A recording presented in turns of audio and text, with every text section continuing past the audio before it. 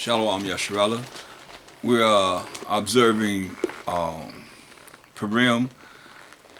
I just want to read 3 chapters in the book of Esther, 7, 8, and 9. You know, I had told a story previously to the class concerning what was going on. Haman went home to his family thinking that the king will reward him when it's Mordecai, Esther's uncle, that had saved him for someone plotting to kill him. So he's the one, so king want to reward him, but Haman is Edomite thinking it's talking about him, right? So let's get it at Esther, the 7th chapter, right? And it says, so the king and Haman came to banquet with Esther, the queen. So she asked the king to have a banquet, right? Invite Haman. He's plotting to kill us because we wouldn't bow down to this idol. We only serve the Most High power of Abraham, Isaac, and Jacob. And that's always the start of Colossians 3:17. And whatsoever you do in word or deed, do all by Hashem, Mashiach Yahushua. Give you thanks to the Most High and the Father by Hashem, Mashiach Yahushua. So all that we say and do is going to be in the name of the Lord and Savior, giving thanks to the Most High and the Father by Hashem, Mashiach Yahushua. So, as I said, we're going to deal with Esther, the 7th chapter. It says, so the king and Haman came to the banquet with Esther, the queen. And the king said again unto Esther, and she didn't risk her life. She had us fast, for 3 days, because if she went to see the king without him asking her to come see him, if the king put the scepter down, they would put her to death. He have it up, she could come in, because he didn't call for her. But she came to the king, and he heard her, because she was such a beautiful woman, Israelite woman, and he loved her. And she took the place of his first wife, Vashti, that didn't come to see him when he called for her to come into, his chambers with all the men, of his court. And she didn't come, so he got rid of her and chose Esther. You can read it. You start reading from the 1st chapter, Esther. I suggest that you read from the 1st chapter of Esther to where we at now in chapter 7, verse 2. And the king said again unto Esther on the 2nd day, at the banquet of wine, what is thy petition, Queen Esther? And it shall be granted thee. And what is thy request? And it shall be performed, even to the half of the kingdom. He offered her half of the kingdom. Then Esther the queen answered and said, if I have found favor in thy sight, O king, and if it please the king, let my life be given me at my petition, and my people at my request. Meaning we, the 12 tribes of Israel, in captivity under the Persian and Mede Empire, the East Indians and the Japhetic people. And we are sold, I and my people, to be destroyed, to be slain, and to perish. But if we had been sold for bondmen and bondwomen, I had held my tongue. I wouldn't have said anything. If we just sold for slave men and slave women, I wouldn't have said anything. Although the enemy could not countervail the king's damage.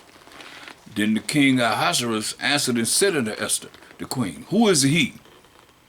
And where is he that does presume in his heart to do so? Who is it that determined to kill my queen and your people? And Esther said, the adversary and the enemy is this wicked Haman, pointing to this Edomite Haman. Then Haman was afraid before the king and the queen, because he done went home and told his family that the king gonna honor him. He gonna be right under the king, thinking that the king's talking about him. He got to give this honor to Mordecai, who was able to tell that these men were trying to plotting to kill the king. Then Haman was afraid before the king and the queen. She done pointed to Haman, pointed him out. And the king, arising from the banquet of wine in his wrath, went into the palace garden, and Haman stood up to make request for his life to Esther, the queen. For he saw that there was evil determined against him by the king. He probably looked at him with a death look. The king looking at Haman. Then the king returned out of the palace garden into the place of the banquet of wine. And Haman was fallen upon the bed whereon Esther was. He done fell on the bed where Esther was. The queen. He pleading with Esther on the bed.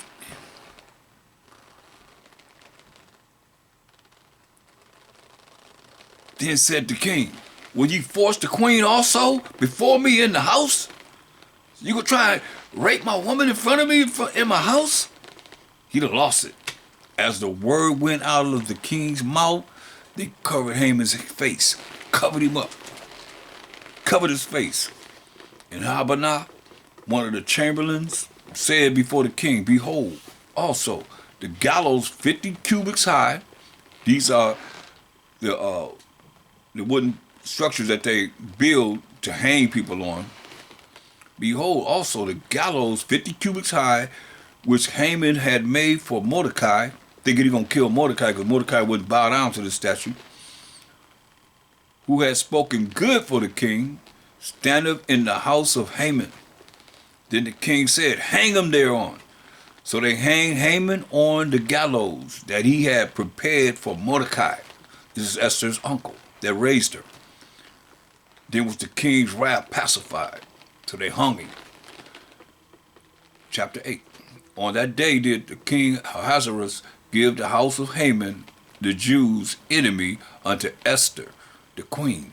And Mordecai came before the king, for Esther had told what he was unto her. This is my uncle. And the king took off his ring,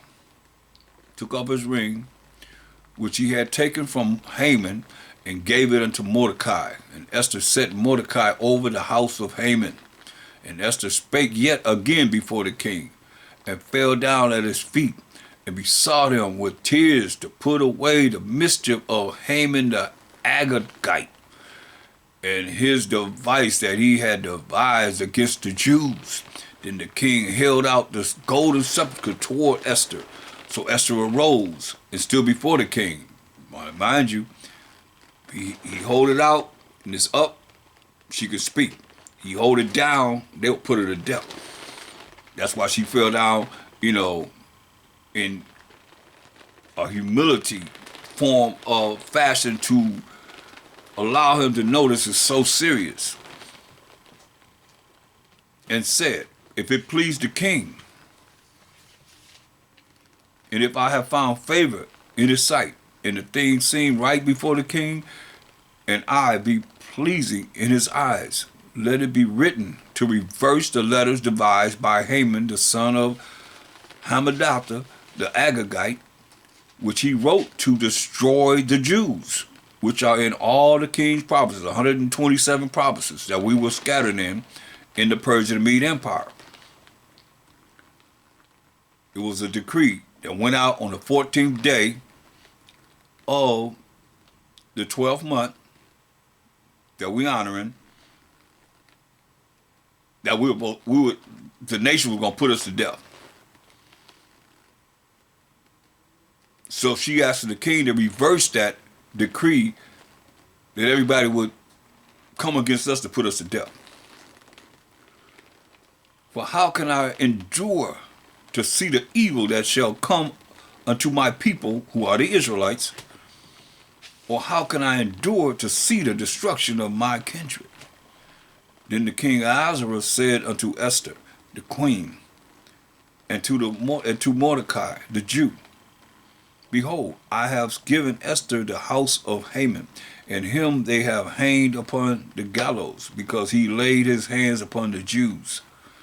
Write ye also for the Jews, as it liketh you, in the king's name, and seal it with the king's ring, because that's a signet ring. They used to have the signet ring, they put it in the ink and they just put it on a piece of paper. For the writing which is written in the king's name and sealed with the king's ring, may no man reverse. So say, write whatever you want and take the ring and seal it. Then were the king's scribes called at that time in the 3rd month, that is the month Sivan, on the 23rd day thereof, and it was written according to all that Mordecai commanded unto the Jews, and to the lieutenants and the deputies and rulers in provinces which are from India unto Ethiopia, and 127 provinces, as I said, unto every province according to the writing thereof, and unto every people after their language. So everybody got this in their language. And to the Jews according to their writing, and according to their language, Hebrew. And he wrote in the king Ahasuerus' name, and sealed it with the king's ring, and sent letters by posts on horseback, and riders on mules, camels, and young dromedaries, wherein the king granted the Jews which were in every city to gather themselves together, and to stand for their life, to destroy, to slay, and to cause to perish all the power of the people and province that would assault them, both little ones and women. That means children and women, and to take the spoil of them for a prey. Rob them for whatever they have. Take whatever they have. Once you kill them, take whatever they have off of them. Upon one day, in all the provinces of King Ahasuerus, namely, upon the 13th day of the 12th month, which is the month Adar. So the 13th day, which is the last day of our year, the writing of the copy of the writing for a commandment to be given to every province was published unto all people, and that the Jews should be ready against that day to avenge themselves on their enemies, because everybody's prepared to kill us, the Israelites. But the decree is that we're supposed to be prepared to kill them on this 13th day of the last month, the 12th month. So the posts that rode upon mules and camels went out, being hasted and pressed on by the king's commandment. And the decree was given at Shushan the palace. And Mordecai went out from the presence of the king in royal apparel of blue and white, and with a great crown of gold, and with a garment of fine linen and purple. And the city of Shushan rejoiced and was glad. The Jews had light and gladness and joy and honor. And in every province, 127, mind you, that we were in, scattered in, and in every city, wheresoever the king's commandment and his decree came, the Jews had joy and gladness, a feast and a good day. And many of the people of the land became Jews, for the fear of the Jews fell upon them. I mean, they started to try and learn what it is that, how we operate in our customs and so forth, our laws. Chapter 9 of Esther.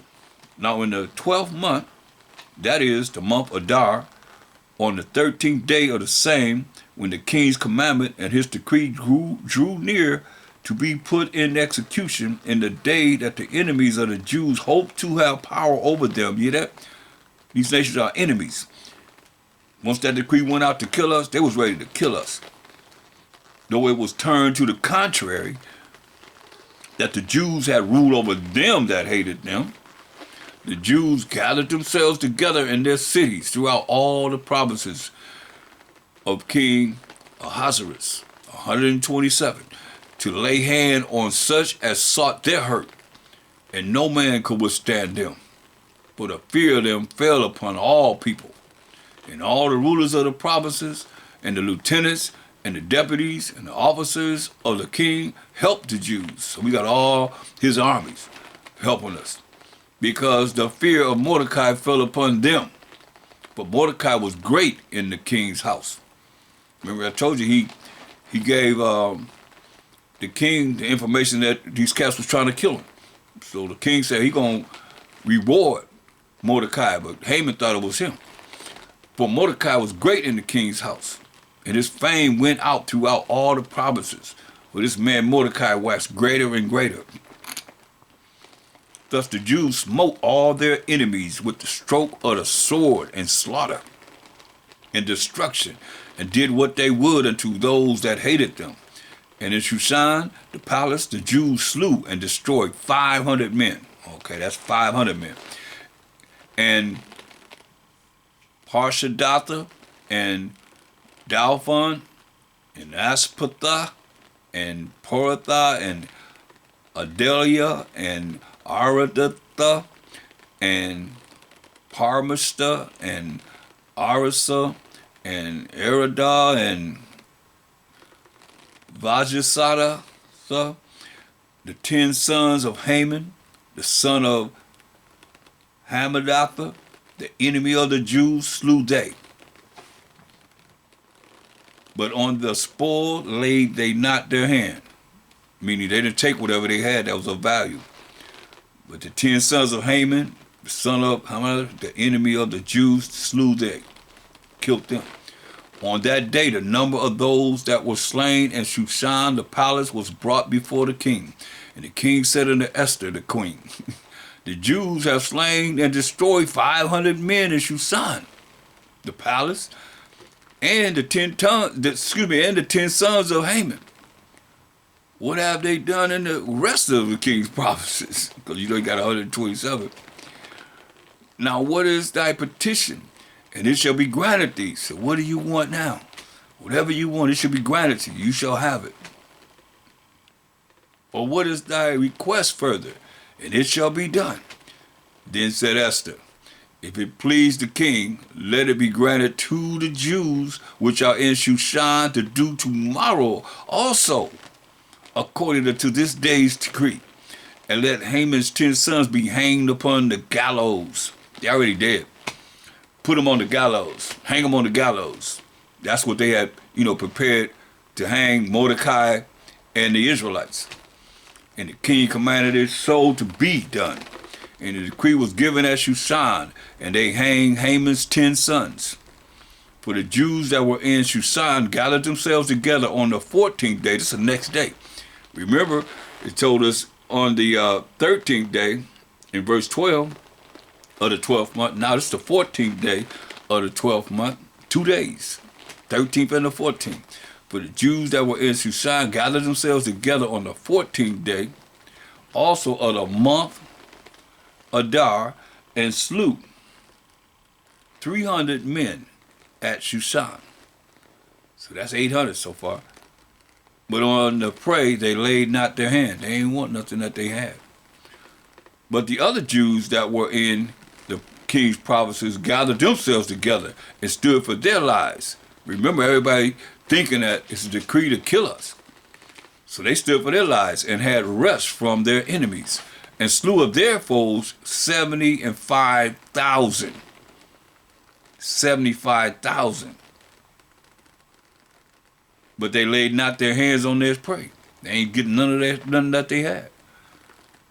On the 13th day of the month Adar, and on the 14th day of the same rested day, and made it a day of feasting and gladness. That's what we honor him. Like you have feasting and gladness on the 4th of July. We have feasting and gladness on this day. 2 days in a row.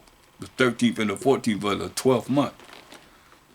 But the Jews that were at Shushan assembled them together on the 13th day thereof, and on the 14th thereof, and on the 15th day of the same they rested, and made it a day of feasting and gladness. You see? It rested and made it a day of feasting and gladness. Therefore the Jews of the villages that dwell in the unwalled towns made the 14th day of the month Adar a day of gladness and feasting, and a good day, and of sending portions one to another. So when they gave gifts to each other. And Mordecai wrote these things and sent letters unto all the Jews that were in all the provinces of the king Ahasuerus, both nigh and far, both near and far, to establish this among them, that they should keep the 14th day of the month Adar, which is the last month of our year, calendar year, and the 15th day of the same month, same yearly. So this is what we have been doing. We would honor this great day of revenge on our enemies on the 14th and 15th day of the 12th month, as the days wherein the Jews rested from their enemies, and the month which was turned unto them from sorrow to joy, because they was going to kill us. But we was able to reverse that decree, and was able to kill them. So it was changed from sorrow to joy, and from mourning into a good day, that they should make them days of feasting and joy, and of sending portions one to another and gifts to the poor. See, these are the things that we done on Purim. Like they do on Christmas, we do this on Purim.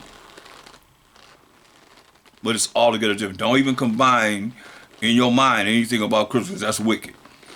Because you got a wicked pagan Christmas tree they bring in the house, and you got to bow down to that tree. That's an idol. That's another story. You bow down to put the present under the tree, and you bow down for somebody to get the present from under the tree. You bowing down to that tree, whether you realize it or not. And the Jews undertook to do as they had begun, and as Mordecai had written unto them, because Haman the son of Hamath, the Agagite, the enemy of all the Jews, had devised against the Jews to destroy them, and had cast Purim, that is, the lot, to consume them and to destroy them. He wanted to get rid of us. And when Esther came before the king, he commanded by letters that his wicked device, which he devised against the Jews, should be turned upon his own head, and that he and his sons should be hanged on the gallows. Wherefore they called these days Purim, after the name of Pur. Therefore, for all the words of this letter, and of that which they had seen concerning this matter, and which had come unto them, the Jews ordained, and took upon them, and upon their seed, and upon all such as joined themselves unto them, so as it should not fail, that they would keep these 2 days according to their writing, and according to their appointed time every year, and that these days should be remembered and kept throughout every generation, like a generation we in now. Every family, every province, every city, and that these days of Purim should not fail from among the Jews, nor the memorial of them perish from their seed. Then Esther the queen, the daughter of Abihail, and Mordecai the Jew wrote with all authority to confirm this second letter of Purim, and he sent the letters unto all the Jews. Yes, this is something that we ordain. This is not from the Most High feast day. This is something that we honor him to remember our victory over our enemies. But the Most High gave the victory, you see. Then Esther the queen, the daughter of Abihail, and Mordecai the Jew wrote with all authority to confirm this second letter of Purim. And he sent the letters unto all the Jews to the 127 provinces of the kingdom of Ahasuerus with words of peace and truth, and to confirm these days of Purim in their times appointed, according as Mordecai the Jew and Esther the queen had enjoined them, and as they had decreed for themselves and for their seed, the matters of the fastings and their cry, because we fasted and cried. Esther had us fast and cry to the Most High for 3 days before she went in before the king. She risked her life for the nation, that we wouldn't be put to death. Twice. You heard the second time when she bowed down to him and he lifted up the scepter to her to allow her to speak. Chapter 10. And the king Ahasuerus laid a tribute upon the land and upon the isles of the sea, in all the acts of his power and of his might, and the declaration of the greatness of Mordecai, whereunto the king advanced him. Are they not written in the book of the chronicles of the kings of Media and Persia? Because that's the kingdom that we were in captivity under the Persian and Mede Empire. For Mordecai the Jew was next unto King Ahasuerus, just like Joseph was next under the Pharaoh. Mordecai the Jew was next under King Ahasuerus, and great among the Jews, and accepted of the multitude of his brethren, seeking the wealth of his people and speaking peace to all his seed. So Mordecai was, like you said, right under the king, Ahasuerus. You know, he had power. So you're looking at the Persians and Medes, hey, they were not so much our enemies as when we were taken down and brought into captivity under the Greeks that took down the Persian Mede Empire. Everything changed. That's why you go back to the Feast of Dedication, then you see how we were dealt with under the Greeks. If you don't want to go there, you just open up your eyes and see how we're being dealt with now under the Greeks. So, I mean, you see how Joseph was exalted and Daniel was exalted too. Under who? Nebuchadnezzar and the Egyptians. You know what I mean? The Babylonians having us in captivity, slavery, and bondage. I mean, he was exalted.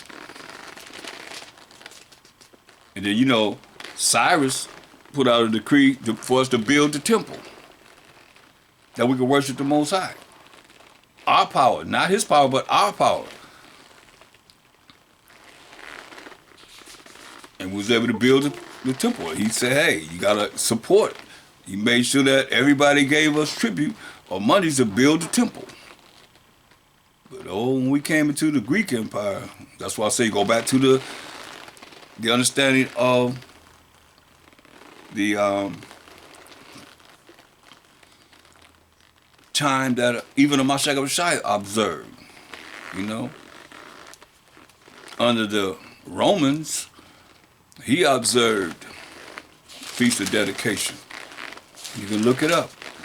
Feast of Dedication. You see what they did. That's why I look at St. John 10:22. And it was at Jerusalem, the Feast of the Dedication. This is when we got the temple back. And we had to fight with the Greeks to take them down to Judas Maccabees, what we read about in the destruction of Nicanor we just came out of, which is the day before Purim. You see? But when you go back all the way back to the Feast of Dedication in the Apocrypha, in the first Maccabees, start at first Maccabees, the first chapter, you'll get a chance to see our story of how we were dealt with in the Greek Empire, and wicked Israelites join in with them, like it is in today's time, you know, to know our story. See, we don't know anything about our story, but this is our story right here in this Bible. So you see what it says? And it was at Jerusalem, the Feast of the Dedication. And it was winter, because it's around that time. Feast of Dedication, we just observed that. And the Mashiach walked in the temple in Solomon's porch, you see? So he observed this. So that's a short video I wanted to do to make sure that, you know, we look at it and we observe Feast of Dedication and destruction of Nicanor and Purim. Oh, wow. It went out.